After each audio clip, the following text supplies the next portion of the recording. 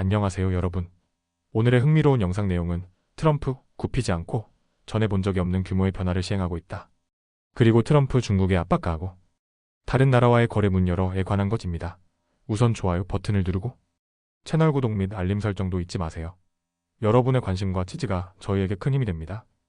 첫 영상은 월스트리트 저널이 보도한 아주 강력하고도 논란의 중심에 있는 뉴스, 바로 미국 트럼프 대통령의 취임 이후 단 78일 만에 벌어진 엄청난 변화에 대해 이야기해보려 합니다. 트럼프는 말 그대로 미국 사회의 구석구석에 전방위적인 충격을 주고 있습니다. 단순한 대통령이 아닌 권력의 중심으로서 전례 없는 변화를 이끌고 있으며 그 영향은 미국 내부뿐 아니라 전 세계로 뻗어나가고 있습니다. 트럼프 대통령은 단 몇 달 만에 미국인의 일상 깊숙한 곳까지 영향을 미치는 정책을 밀어붙이고 있습니다. 이민 단속을 강화하고 연방 공무원을 감축하며 연방 기관들을 해체하거나 축소하려는 시도를 이어가고 있죠. 그는 그동안 자신에게 비판적이었던 인물들이 소속된 로펌을 직접 겨냥해 압박을 가하고 일부는 실제로 문을 닫게 하기도 했습니다. 그리고 무엇보다 놀라운 건 이러한 정책이 전혀 주춤하거나 숨겨져 있지 않다는 점입니다. 오히려 트럼프는 이를 공개적으로 대담하게 추진하고 있습니다. 그는 자신이 약속했던 대로 나라를 바꾸고 있고 그 변화는 단순한 개편이 아니라 재편에 가깝습니다. 무역과 관세에 있어서도 트럼프는 기존의 질서를 완전히 무시했습니다. 일반적으로는 수개월이 걸리는 관세 절차를 단 몇 주 만에 처리하며 1970년대의 법률을 이용해 우회했습니다.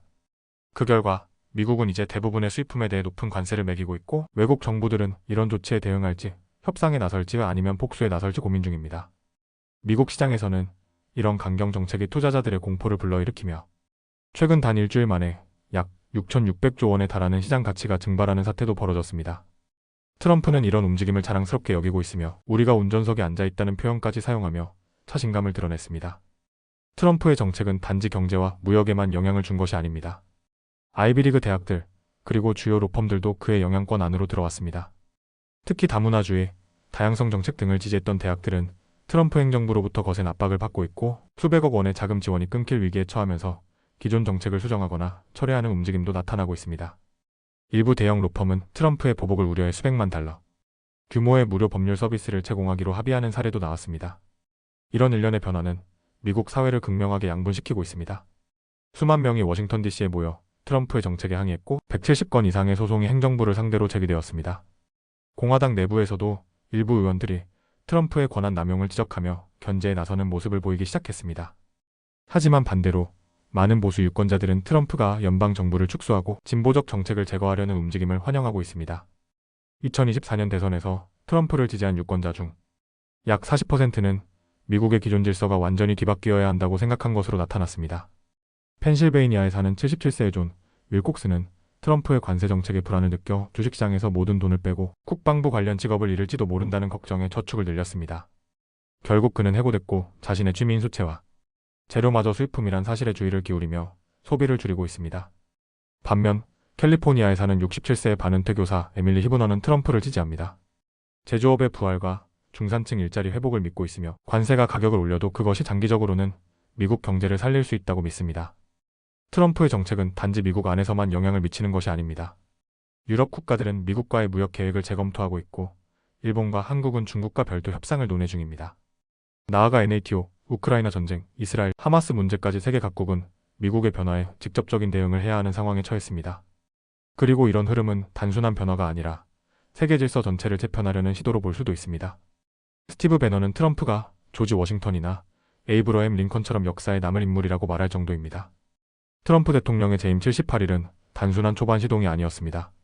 이것은 미국과 세계를 동시에 흔드는 거대한 재편의 시작일 수 있습니다. 이제 우리는 이 변화가 어디로 향하게 될지, 그것이 혼란을 극복한 새로운 질서가 될 것인지 아니면 더 큰 반발을 부를 것인지 지켜봐야 할 시점입니다. 다음 영상은 월스트리트 저널이 단독 보도한 중요한 내용을 중심으로 미국과 전 세계가 주목하고 있는 트럼프 대통령의 무역 정책에 대해 알아보겠습니다. 미국 백악관 오벌 오피스에서 트럼프 대통령이 직접 연설을 하며 전 세계의 이목을 집중시킨 이번 발표는 단순한 관세 조치를 넘어 글로벌 경제판도 전체를 흔들 수 있는 중대한 신호로 받아들여지고 있습니다. 이번 트럼프 대통령의 발표는 아주 미묘한 메시지를 담고 있었습니다. 한쪽으로는 중국에 대해 유례없이 강경한 압박을 가하면서도 동시에 일본, 이스라엘, 유럽 등 다른 국가들과는 협상의 문을 열어두겠다는 태도를 보인 겁니다. 트럼프는 관세가 영구적인 조치일 수도 있고 협상의 여지를 남긴 것이기도 하다는 다소 이중적인 발언을 남겼는데요. 이 말은 실질적으로 미국이 원하는 방향으로 무역 구조를 재편하겠다는 의지가 담긴 것으로 해석됩니다. 실제로 전 세계 50개국 이상이 백악관에 연락해 협상 테이블에 앉고 싶다는 의사를 전했다고 합니다. 하지만 문제는 백악관 내에서도 의견이 분분하다는 점입니다.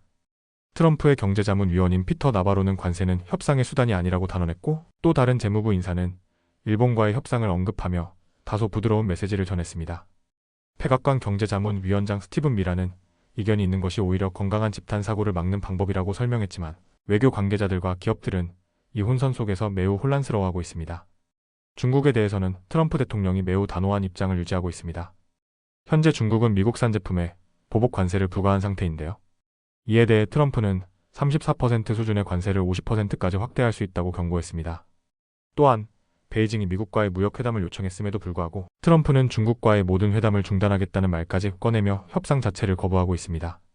중국 관리들은 수개월 동안 미국 정부와 접촉하려 했지만 큰 성과는 없었고, 지금은 점점 더 강경한 입장으로 돌아서는 분위기입니다. 중국 대사관은 압박과 위협은 올바른 교류 방식이 아니다라고 공식적으로 반발했습니다.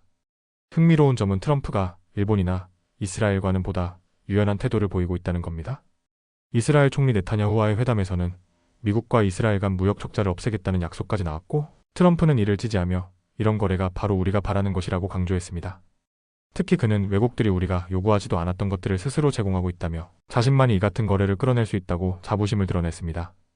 유럽연합은 트럼프의 강공에 대해 보다 전략적인 태도를 취하고 있습니다. 무작정 반발하기보다는 협상할 시간을 벌기 위해 보복 관세의 시행을 2차례나 미루었습니다. 월요일에는 유럽 고위 관계자가 미국과의 무역 논의에서 산업재에 대해 관세를 제로로 하자는 제안을 했다고 밝혔는데요. 이러한 제안은 트럼프 대통령의 양자주의적 무역 접근과는 어느 정도 접점을 찾을 수 있는 카드로 보입니다. 다만 유럽도 완전히 물러선 것은 아닙니다. 철강과 알루미늄에 대해 미국이 부과한 관세에 대응하기 위해 수백 개 품목에 대한 보복 관세를 준비하고 있으며 자동차 관세에 대한 내용도 검토 중입니다.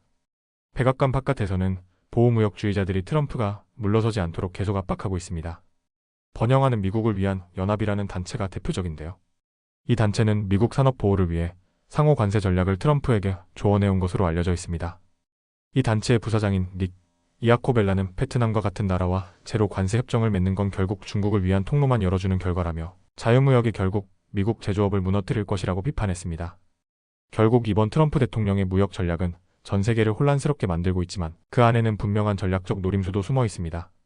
중국과는 전면 충돌을 불사하되 다른 나라들과는 선택적으로 협상하며 미국 중심의 무역 질서를 새롭게 짜겠다는 구상입니다.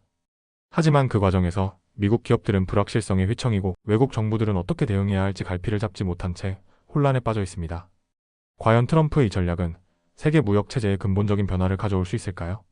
아니면 지나치게 강경한 태도가 국제사회의 신뢰를 잃는 결과를 낳을까요? 오늘은 여기까지입니다. 다음 영상에서 더 유익하고 흥미로운 내용으로 찾아뵙겠습니다. 이 영상은 투자 의견이 아닙니다. 매우 감사합니다.